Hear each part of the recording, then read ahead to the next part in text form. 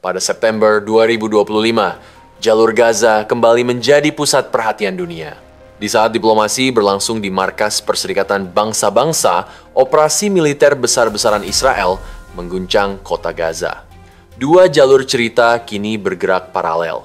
Pertempuran di medan perang dan tarik-menarik diplomasi di forum internasional. Pada awal September, pasukan pertahanan Israel atau IDF melancarkan manuver ofensif di jantung kota Gaza. Serangan ini diarahkan pada infrastruktur militer Hamas yang tertanam di kawasan sipil padat. Pada 8 September 2025, setelah serangkaian serangan yang menewaskan beberapa prajurit Israel, IDF meningkatkan tekanan. Sehari setelahnya, peringatan evakuasi penuh dikeluarkan kepada warga sipil agar korban bisa diminimalisir sebelum fase inti ofensif dimulai. Pada 15 hingga 16 September 2025, tahap utama operasi digelar. Divisi-divisi lapis baja dan infanteri Israel menutup jalur logistik Hamas, memutus pusat komando mereka, dan mengepung sel-sel bersenjata. Brigade 401 menjadi ujung tombak pembersihan dan pengepungan di pinggiran kota dengan dukungan intelijen udara. Pada 21 September 2025, dokumentasi lapangan memperlihatkan keberhasilan Brigade 401 menutup lingkaran terhadap sebuah sel Hamas. Jalur pelarian musuh terputus, ancaman dieliminasi. Sehari setelahnya, IDF resmi mengumumkan eliminasi sel teroris yang sebelumnya menyerang pasukan Israel. Pada 24 September 2025, Divisi 162 memimpin manuver berikutnya di pusat kota.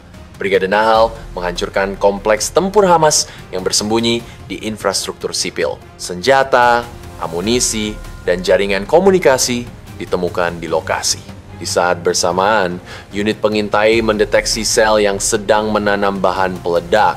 Dalam hitungan menit, jet tempur Israel melancarkan serangan presisi. Target dihancurkan tanpa korban di pihak Israel. Namun, pertempuran memunculkan dilema baru. Rekaman memperlihatkan Hamas menembakkan senjata dari dalam kompleks rumah sakit Al-Shifa. Israel mengecam penggunaan fasilitas medis sebagai perisai perang, sebuah pelanggaran hukum internasional yang membahayakan pasien dan tenaga medis. Di Gaza Selatan, Brigade Etzioni menghancurkan ratusan infrastruktur teroris, termasuk gudang senjata dan pos komando. Puluhan militan Hamas tewas, memperlemah struktur militer mereka di wilayah tersebut. Kepala Staf IDF menegaskan bahwa kami beroperasi dengan kekuatan besar, menyerang secara presisi, dan menekan teroris secara sistematis. Hamaslah yang memulai perang ini, dan mereka pula yang bertanggung jawab atas penderitaan rakyat Gaza. Sementara operasi militer berlanjut, gelombang pengungsian membesar. Lebih dari 700.000 penduduk Gaza meninggalkan rumah mereka. Kota Gaza, Rafah, dan kawasan selatan menjadi titik eksodus massal. Namun, di tengah konflik, jalur bantuan tetap dibuka. Pada 25 September 2025, hampir 430 truk bantuan memasuki Gaza melalui Kerem Shalom, ditambah 147 titik penyeberangan lain. Sekitar 310 truk berhasil didistribusikan PBB dan lembaga internasional, meski ratusan lainnya masih tertahan karena kendala logistik. Kapal tanker PBB membawa bahan bakar untuk menopang rumah sakit, infrastruktur air, dan listrik darurat. Pergantian personel kemanusiaan internasional juga berhasil dilakukan, memastikan distribusi bantuan tetap berjalan. Israel menegaskan bahwa jalur kemanusiaan tetap terbuka, meski operasi militer untuk melumpuhkan Hamas tidak akan dihentikan. Sementara itu, di sidang Majelis Umum PBB di New York menjadi panggung diplomasi besar. Pada 21 September 2025, Inggris, Kanada, Australia, dan Portugal mengumumkan pengakuan resmi terhadap negara Palestina. Langkah bersejarah ini menandai pergeseran kebijakan luar negeri negara-negara barat dipicu frustrasi terhadap perang Gaza yang tak kunjung berhenti. Para pemimpin negara tersebut menegaskan, pengakuan ini bukan hadiah bagi Hamas, melainkan cara mempertahankan harapan solusi dua negara dan memperkuat posisi otoritas Palestina. Namun, Israel menolak keras. Perdana Menteri Benjamin Netanyahu menyebut pengakuan itu sebagai a mark of shame. Dalam pidatonya di PBB, ia menegaskan bahwa pengakuan sepihak hanyalah hadiah bagi terorisme. Duta Besar Israel di PBB bahkan menyebut forum itu sebagai carade dan mengumumkan boikot pada sejumlah sesi majelis umum. Di sisi lain, Amerika Serikat memilih sikap hati-hati. Presiden Donald Trump menolak langkah pengakuan itu dan menyebutnya kontraproduktif. Washington menegaskan bahwa solusi damai hanya bisa dicapai lewat negosiasi langsung, bukan melalui deklarasi sepihak.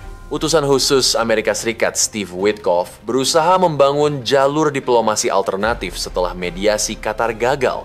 Washington bahkan membahas skenario pasca perang, kemungkinan menyerahkan pengelolaan Gaza kepada Turki dan Arab Saudi.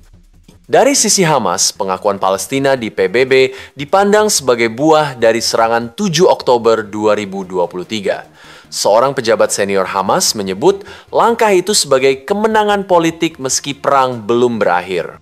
Sementara itu, Forum PBB juga dikejutkan oleh pidato Presiden sementara Suriah Abu Muhammad Julani untuk pertama kalinya dalam hampir 60 tahun, kepala negara Suriah berbicara di majelis umum. Ia menuntut Israel menarik pasukan dari Gunung Hermon dan menyerahkan pengawasan wilayah itu kepada pasukan perdamaian PBB. Di luar Gaza, ketegangan semakin meluas. Pada 17 September 2025, sebuah UAV Houthi menembus pertahanan udara Israel dan meledak di kota wisata Eilat. Ledakan melukai 23 orang, termasuk 2 korban dalam kondisi kritis. Insiden ini menyoroti dukungan penuh Iran terhadap kelompok Houthi. Israel menyebutnya sebagai bagian dari proyek teror regional Teheran melalui jaringan proksi. Di laut, kapal flotila Shamut berlayar menuju Gaza dengan membawa bantuan kemanusiaan. Israel menolak izin berlabuh dan menganggap misi itu bermuatan politik. Armada Laut IDF bersiaga untuk mencegah penetrasi blokade. Sementara itu, Presiden Iran di Forum PBB menegaskan bahwa Teheran tidak berusaha mengembangkan senjata nuklir. Tetapi, laporan intelijen menunjukkan Iran tengah memperbaiki fasilitas rudal yang rusak akibat serangan udara Israel. Kendati demikian, proyek balistik mereka tertunda karena kekurangan peralatan vital.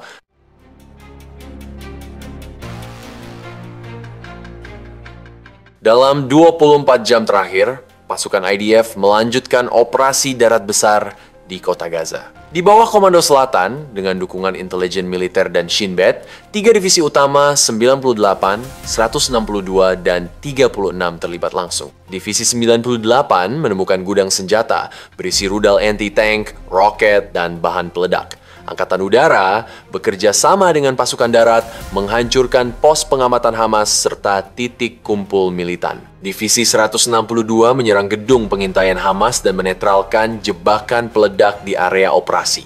Sementara Divisi 36 menghancurkan infrastruktur bawah tanah serta membasmi militan yang menghadang. Secara keseluruhan, Angkatan Udara melancarkan sekitar 120 serangan, menargetkan fasilitas militer, pusat operasional, dan infrastruktur Hamas. Operasi gabungan ini bertujuan melemahkan kekuatan Hamas dan mengamankan jalur pergerakan pasukan di lapangan. Dalam operasi militer terbaru, Wael Mutri berhasil dieliminasi melalui serangan presisi Israel.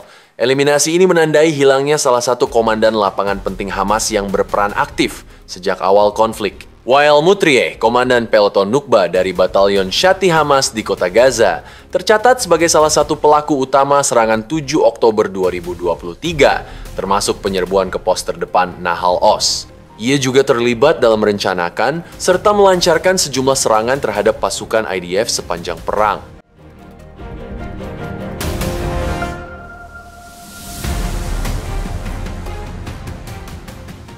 Dengan operasi militer yang kian intensif, krisis kemanusiaan yang memburuk, pengakuan Palestina oleh negara-negara barat, serta eskalasi serangan dari Yaman hingga retorika Iran, konflik Timur Tengah kini memasuki fase paling kompleks sejak 2023. Pertanyaan terbesar masih menggantung, apakah pengakuan Palestina akan membuka jalan menuju perdamaian atau justru memicu babak baru konflik yang lebih luas? Beritahu kami pendapat Anda di kolom komentar di bawah ini. Jangan lupa untuk like, subscribe, dan aktifkan notifikasi pada video ini agar tetap mendapatkan informasi tentang perkembangan terbaru dalam geopolitik dan perubahan tatanan dunia yang sedang berlangsung.